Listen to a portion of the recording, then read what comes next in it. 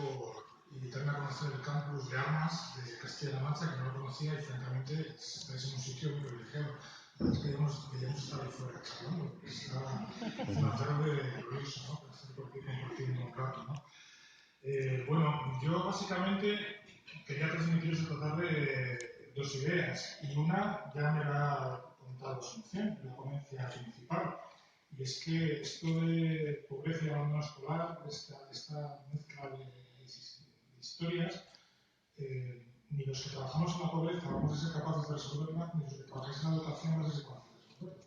O sea, Asunción nos decía antes que esto es una labor de muchos subsistemas, y o todos los subsistemas nos ponemos de acuerdo a trabajar juntos, o no vamos a salir adelante. De hecho, los datos que yo os traigo hoy, o la información que os quiero transmitir hoy, tiene mucho que ver con esas diferencias que hay de miradas entre los diferentes subsistemas que nos permiten ver que la pobreza, no hablaré de la pobreza infantil, la pobreza es un fenómeno multidimensional y tremendamente complejo. Y que, por desgracia para nosotros, estamos hablando aproximadamente del 25% de la población de nuestro país que está ya al margen de las medidas normales y tradicionales y de los sistemas de trabajo que tradicionalmente estamos acostumbrados a ver. Bien, ¿desde dónde contamos lo que yo os quiero compartir? Primero, yo no me siento muy cómodo hablando de pobreza infantil, ¿vale? Y lo digo por lo siguiente. Al menos en el caso de nuestro país, ¿vale? Si hablásemos de otros contextos, probablemente sí podríamos hablar de ese tema. Pero en el ámbito de nuestro país, a nosotros nos gusta mucho más hablar de la pobreza del hogar, de la pobreza de las familias. Porque salvo los 100.000 niños que hay en este país que viven bajo el sistema de protección de menores, el resto viven en hogares. Y su pobreza es la pobreza de sus padres. De su padre, o de su madre, o de su abuelo, o de su abuela, o de que convive con él. Bueno, entonces no nos gusta mucho hablar de pobreza infantil, nos gusta hablar de pobreza en general. No nos suele gustar poner apellidos a la pobreza. No nos gusta hablar mucho de pobreza energética, no nos gusta mucho hablar de pobreza alimentaria. Creemos que la pobreza es un fenómeno tremendamente complejo y que se relacionan muchos factores y muchas variedades, ¿no? Luego es verdad que podemos poner la mirada específicamente en determinados lugares, ¿no? La pobreza infantil lo hace, porque saca a los niños, pero a los niños nunca les podemos ver desrelacionados de su contexto, ¿no? Vosotros que trabajáis en el ámbito de la educación lo sabéis perfectamente que un niño no es nada sin solo los que le llevan al cole, lo que sucede fuera de las puertas del cole, ¿no? Desde ahí os quiero contar lo que os quiero compartir con vosotros hoy, ¿no? También quiero compartir con vosotros que esa mirada la hacemos una mirada del muy largo plazo, Es decir, la pobreza la intentamos mirar desde el punto de vista generacional, ¿no? De hecho, nuestras investigaciones últimas tienen mucho que ver con un concepto que ha salido antes en la mesa, que es la transmisión intergeneracional de la pobreza, ¿vale? Desde ahí haré un cierto enfoque de lo que yo quiero comentar y que tiene que ver la educación en todo ese asunto. No me quiero meter mucho en el ámbito educativo específicamente porque yo no soy un experto en ese tema. Los expertos son los que estáis aquí en la sala. Aunque sí me atreveré a poneros una prueba de examen al final, porque me ha pedido la persona que me invitó, me pidió, oye, como hay muchos alumnos en la sala, sí que tiene que haber algún tipo de feedback, de tipo evaluativo que nos permita. Entonces, os haré una pequeña pregunta de examen que os vais a ver al final de todo. ¿De acuerdo? Vale. Bueno. Primera cuestión, dos o tres pistas muy rápidas porque son muy conocidas del contexto global de nuestro país en el tema de pobreza infantil, ¿no? Sabemos que la pobreza infantil en España está muy por encima de la que sucede en la Unión Europea. No vamos aquí a polemizar si tenéis rankings, si primero, segundo, terceros y cómo se dividen los datos, ¿no? Pero en principio vamos a pensar que la pobreza infantil en nuestro país es muy elevada. ¿Por qué? Porque hay mucha pobreza infantil en las familias que tienen hijos. Es como primera cuestión, ¿no? Y que también en los países de Europa viene aumentando a lo largo de los últimos años. Esto es una realidad constatable. Esto no solamente lo dice Eurostat, no solamente lo dice la Unión Europea, sino lo que dicen las propias fuentes del propio gobierno, ¿no? En ese sentido, y no es sospechoso de que esto sea mentira ni inventado por ninguna organización. Uno de los fenómenos que ha pasado, y lo quiero reflejar con esta imagen para que se os quede grabada, es que estos últimos años que hemos pasado en el mundo de la pobreza ha habido una convulsión, que yo la explico con esa metáfora que le llamo de la comba a la cuerda. En el sentido de, si os fijáis en esa imagen, la imagen de la comba, la imagen esa en forma de U, y ves la rayita, esa rayita punteada, ¿vale? La pobreza sería, o la pobreza de la exclusión sería la que estaría por encima de esa rayita, ¿de acuerdo? Entonces, hasta el año 2007, los perfiles característicos de la pobreza en nuestro país tenían que ver en una punta de la comba con las personas mayores y en la otra punta de la comba con las familias numerosas, es decir, familias con más de 3, 4, 5 hijos. Ese era el perfil de la pobreza de exclusión desde el punto de vista del tipo de hogar. Sin embargo, a partir de la crisis se ha producido una convulsión tremenda y ahora lo que estaría en esa cuerda dependería de cuantos más hijos tienes en tu casa, más probabilidades de ser pobre eres. Y además se añade la variable de si además eres solo un progenitor, pues peor todavía. ¿Vale? Si eres una familia monomarental, pues peor todavía, ¿no? Si veas que estén en la punta de la cumbre, ¿no? Por eso ha habido esa efervescencia del dato de la pobreza infantil con estos indicadores de población tan fuertes. Y otro tercer elemento también importante que tenemos que tener en cuenta es que cuando vemos todo lo que ha pasado en el ámbito de la infancia y la familia, lo que nos damos cuenta es que vivimos en un país donde la infancia y la familia importan poco, desde el punto de vista de las políticas públicas, ¿no? Somos un país, eso que hemos llamado un modelo familista de protección, un modelo tan familista que nos estamos cargando a la familia, francamente, porque en el fondo, si ahí veis un poquito esta imagen, veis que toda la inversión que hacemos con el dinero que pagamos de nuestros impuestos consiguen reducir la pobreza casi en un 90% de las personas mayores, sin embargo, solo consiguen reducir en torno a un 30% de la pobreza de los hogares donde se concentran los niños, que son los que nos interesan en el contexto de esta carta. ¿Vale? Entonces, somos un país que en este tema no invertimos en la familia y la infancia. Hay un poco la propuesta de UNICEF de una mayor inversión, por ejemplo, en ámbitos prestacionales relacionados con la familia y infancia, a la cual se han unido muchas organizaciones también, que también estamos trabajando en ese ámbito, ¿no? Y de alguna manera, esa responsabilidad exclusiva de los progenitores a veces también se traslada al ámbito educativo, donde se pone la carga de la prueba de fracaso escolar en los padres. ¿De dónde vienen esos niños? ¿Por qué no existen esos elementos motivacionales en la casa, en el hogar, etcétera, etcétera, ¿no? Bueno, vamos a tratar un poco ese tema porque yo querría un poco, no tanto desculpabilizar a la familia en el hogar porque tiene su cuota de responsabilidad, pero sí aportar un tipo de elementos más estructurales que pensamos que también son, que tenemos que tener en consideración de una forma muy potente. ¿Qué nos dice la evidencia científica? ¿Qué sabemos desde hace muchos años del tema de la relación entre la educación y la posición social que tenemos en la sociedad? Bueno, pues sabemos que la educación, cuanto más educación tienes, más probabilidades tienes de estar más arriba en la escala social. Esto lo sabemos desde hace muchos años, los estudios de Julio Carabaña lo han demostrado a lo largo de muchísimo tiempo, y esto de momento, no se ha trastocado. De momento. No sabemos si esto por los próximos años se trastocará, pero de momento no se ha trastocado. Tampoco se ha trastocado el que efectivamente cuanto más estás formado, menos posibilidades ante un proceso de convulsión, que lo que pasa en esta crisis, caer en la escala social, en una movilidad social descendente. Menos probabilidades de hacerlo, eso también lo sabemos. Y por otro lado, también sabemos, lo que comentaba Asunción en la ponencia, sabemos que el mercado de trabajo, cuanto más formado estés, menos oportunidades vas a tener, ¿vale? Y menos riesgo de caer en el desempleo. Y estas son evidencias más que demostradas y más que vistas. Insisto, a día de hoy no hay datos que digan que esto ha cambiado. Sin embargo, si miramos esa mirada en el largo plazo de lo que nosotros denominamos la transmisión intergeneracional de la pobreza, y un poco, bueno, pues esa transmisión intergeneracional de lo que estamos hablando, básicamente, es que, bueno, ¿qué les sucedía? ¿En qué situación se encontraban los padres de los niños que hoy son adultos? ¿No? ¿O qué situación se encontrarán los niños de hoy cuando sean adultos, en función de cómo son sus padres? ¿En qué medida les ha influido eso para que se encuentren en determinadas posiciones hoy en día? ¿Vale? Y aunque la investigación nos decía lo que la evidencia empírica nos decía lo que os comentaba anteriormente, por otro lado también nos está diciendo, sí, a nivel general. Pero hay un núcleo importante de la población donde se está produciendo una reproductividad de esas situaciones de pobreza y exclusión, y que no podemos ignorar. ¿Vale? Y fundamentalmente, aunque la pobreza y exclusión está influenciada por muchísimos factores, hay 4 sobre los cuales yo quisiera destacar. Hay muchísimos más, pero 4 quería traer a colación. Primero, la familia. Segundo, el trabajo. Tercero, la renta. Y tercero, vosotros, el sistema educativo. ¿Por qué? Porque en ese grupo social sí que hemos demostrado, o sí que hemos constatado a través de los datos, que el ascensor social llega mucho menos a las zonas más bajas de la escala social, ¿vale? Es verdad, la movilidad social se ha paralizado a raíz de la crisis, ¿vale? Pero es que esas oportunidades que el sistema educativo podía ofrecer, hay una parte de la sociedad que no le llega.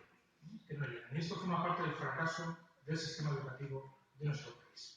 No le llega. La igualdad de oportunidades no es una igualdad real para un determinado sector de población. Sí para un sector general de la población, pero no para un sector concreto que en cifras, bueno, podríamos hacer disquisiciones sobre cuántos son los que están ahí.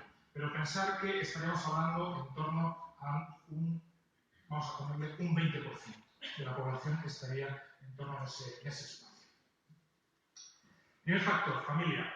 Yo creo que sobre este hay un gran consenso en cuando salen los niños del cole, qué pasa en su casa. Qué actitudes, qué principios, qué valores se les están transmitiendo, qué sentido de vida se les está haciendo a un lado o qué otras cosas se les están transmitiendo para que se transmita esa situación general de la pobreza. Y mucha gente se queda en este análisis, se queda en este punto, ¿vale?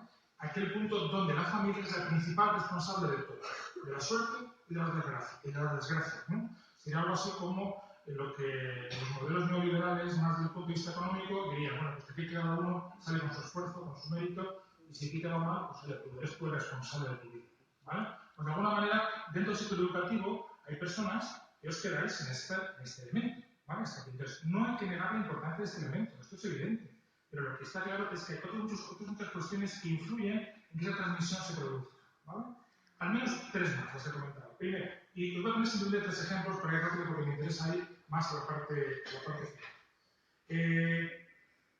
Si miramos cuál es la pobreza relativa de los adultos hoy que cuando se formaban, cuando eran pequeños, cuando eran adolescentes, cómo estaban sus padres, lo que nos damos cuenta, fijaros ahí en la gráfica, es que doblan, ¿vale? Por dos la posibilidad de estar en situación de pobreza hoy, ¿vale? Situación de pobreza hoy. 8 de cada 10 personas cuyos padres no alcanzaron la educación primaria no han conseguido completar los estudios secundarios.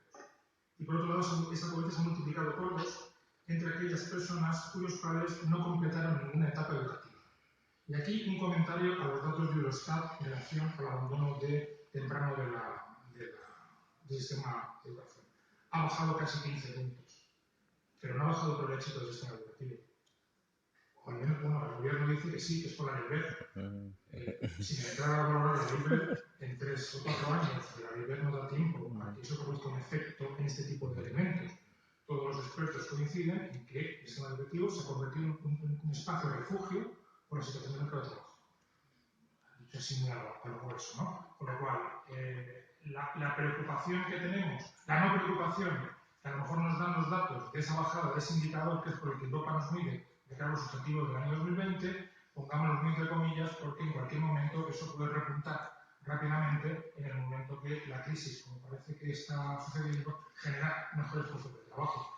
Nos vuelve a pasar lo que pasa en Villacañas. Todos conocen lo que pasa en Villacañas, ¿no? No hace falta contar la historia, ¿no? Nos va a volver a suceder esa historia. No hemos aprendido de ese momento. Primera idea. Segunda idea. Si también nos fijamos en esos padres, en la situación laboral de esos padres, de los adultos de hoy, nos damos cuenta, ¿vale?, que el 40% de los adultos hoy que están en pobreza, sus padres estaban en esa situación. Estaban en situación de desempleo. Con lo cual, el elemento ocupacional tiende a reproducir ese elemento. Y por último, el tema de la renta, lo mismo. Hogares que en su época vivieron los adolescentes una situación de dificultad en sus domicilios, se vuelve a reproducir con el paso de los años porque sus padres ya la tuvieron y ellos la continúan teniendo, ¿no? Con estos análisis se nos acusa a veces de cierto determinismo, ¿vale? Como que no es posible entonces romper con la dinámica. Bueno, sí es posible romper con la dinámica, pero no en el actual modelo de sociedad, pero no se cambia la sociedad, porque si no vamos a decir que esto es efecto de un modelo de sociedad. Llevamos 30 o 40 años trabajando en él, profundizando en él. Bien, estamos en la universidad y me he permitido poneros aquí una cosa un poco extraña que os voy a explicar, ¿vale? A los que venimos del ámbito de los sociales, yo los meto dentro del ámbito de los sociales, de las ciencias sociales, ¿vale? Nos da un poco de miedo esto de los números. Entonces, os he querido meter aquí una imagen de un análisis de correspondencias múltiples que no vamos a explicar a qué consiste. Entonces, es una cosa un poco... Esto ya sabes un rato. ¿Vale? ¿De acuerdo? Pero que creo que es francamente interesante. Esto está basado en datos primarios de nuestras propias investigaciones, de la Caritas y de la Fundación FUESA, en relación a qué está sucediendo en el ámbito de la pobreza y cómo lo podemos relacionar con el ámbito educativo. Con esta imagen yo quiero responder la pregunta: ¿dónde el sistema educativo, dentro del ámbito de la pobreza, está siendo una buena palanca de salida y dónde no está siendo una buena palanca de salida? ¿Vale? ¿Qué es esta imagen? Vale. Imaginaros que los puntitos que veis ahí son hogares, ¿vale? Son hogares. Lo que hemos hecho ha sido, imaginaros que esos puntitos son canicas, que yo las tengo aquí en mis manos, las suelto aquí al suelo, y de repente esas canicas se juntan entre ellas. ¿Por qué se juntan? Porque se parecen entre sí, comparten características comunes, ¿de acuerdo? Entonces, esas características comunes nos permiten ver diferencias grupales entre la población, y hacer grupos en función de las características que definen la exclusión social y la pobreza. ¿Hasta ahí? ¿Me he explicado yo bien esto? Vale, bien. ¿Qué sucede aquí? Esto que veis aquí, el punto amarillo y el punto rojo, son los hogares que tienen cero problemas, que no les pasa absolutamente nada, que han sorteado la crisis divinamente, ¿vale? Es a lo que todos aspiramos, los hogares que están integrados socialmente, ¿vale? Entre los cuales muchos de vosotros estaréis en ese espacio, ¿de acuerdo? El azulito, no le vamos a hacer mucho caso, son las personas mayores, ¿vale? Están cerquita, tan cerquita. Lo que decir que de la jubilación, que sepáis que vais por ahí. Vais a hacerse conglomerado, ¿vale? Vais a estar casi pegados a la integración, ¿vale? Y bien protegiditos, ¿vale? Por las pensiones y tal. ¿Aquí quién está? En ese círculo verde. Ahí están los hogares que no plantean problemas económicos, pero que han renunciado a que la educación sea una palanca, porque ocupan el espacio de las ocupaciones laborales de peor cualificación, las que el mercado de trabajo está ahora mismo potenciando, ¿no? El sector turístico, etcétera, etcétera, ¿no? Entonces, no se preocupan por la palanca educativa porque sí que tienen una renta que les permite salir adelante, pero la educación es un tema que tienen totalmente olvidado. Por lo tanto, aquí, palanca de educación, tenemos pocas, salvo que les convenzamos que tienen que mejorar en su nivel de ingreso, ¿no? ¿Aquí quién tenemos? Ahí tenemos a lo que se ha denominado, con bastante mala fortuna, las nuevas pobrezas. Es decir, aquí tenemos a todos los hogares que estaban trabajando hace 7 o 8 años y que se metieron en una hipoteca, ¿vale? Que tienen sus carreras, que tienen sus estudios, que tienen tal, pero que el mercado de trabajo les ha expulsado porque se dedicaban a campos de trabajo que no tenían mucho futuro, o que han caído, se han hundido, la construcción fundamentalmente, y que además son hogares jóvenes con muchísimos niños. Ahí está el grupo grueso de por qué se ha aumentado la pobreza infantil. Pero son familias que no presentan niveles de deterioro cognitivos y que no presentan problemas para el ámbito educativo. Al contrario, van a responder muy bien a estrategias que se plantean desde su sistema educativo para poder mejorar la situación, porque lo tienen claro, que es una palanca de cambio, que vienen mal dadas por unas problemáticas relacionadas con ese factor del mercado de trabajo. Este otro grupo sería un grupo que podría tener cierto enganche con las políticas educativas, pero el problema que se plantea aquí es que, por un lado, plantean simultáneamente problemas de falta de ingresos, porque aquí hay muchísimas familias monomarentales, pero también, además, hay muchísimos problemas relacionados con el conflicto social.